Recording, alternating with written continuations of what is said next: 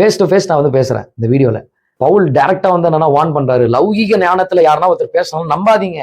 வசனத்தின்படி கடவுளை பாருங்க, உலகத்தின்படி கடவுளை பார்க்காதீங்க, ஊழியக்காரர் சொல்றபடி பார்க்காதீங்க.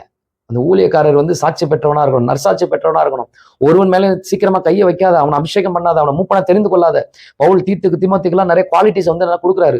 அடுத்த ஒரு லெவல் ஆஃப் ஒரு ஊழியக்காரனை உருவாக்குறீங்க, அவ்வளவு சீக்கிரம் கை வச்சு உருவாக்காத. அவனை சோதித்து அறிந்து அவன் நற்சாட்சி பெற்றவனா இருக்கிறான்னா அவனை வந்து நியமிச்சு ஊழியத்துக்கு வந்து அனுப்புன்னு சொல்லி பவுல் வந்து அவ்வளோ வார்னிங் வந்து கொடுக்குறாரு. இவன் என்ன நற்சாட்சி பெற்றான்?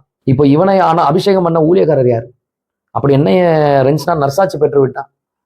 சினிமா பாட்டு பாடிட்டு யூடியூப்ல போட்டுக்கிட்டு நீ விட்டு படம் பார்க்கும்போது, நீ சிகரெட் பிடிக்கும் போது நீ நீதிமான், நான் நீதிமான், நான் நீதிமான் என்று அறிக்கை செய். அந்த முட்டாள் போஸ்ட்டுக்கு அத்தனை பேர் லைக் போட்டிருக்காங்க. இவர்கள் எல்லாம் கிறிஸ்தவர்கள் அல்ல, போலி கிறிஸ்தவர்கள், இயேசு கிறிஸ்துவை தவறாய் பிரதிபலிக்கிறவர்கள். இப்படிப்பட்டவர்களால பரலோக ராஜ்யத்துக்கு பிரயோஜனமே கிடையாது. ஏன்னா 1 கொரிந்தியர் 6வது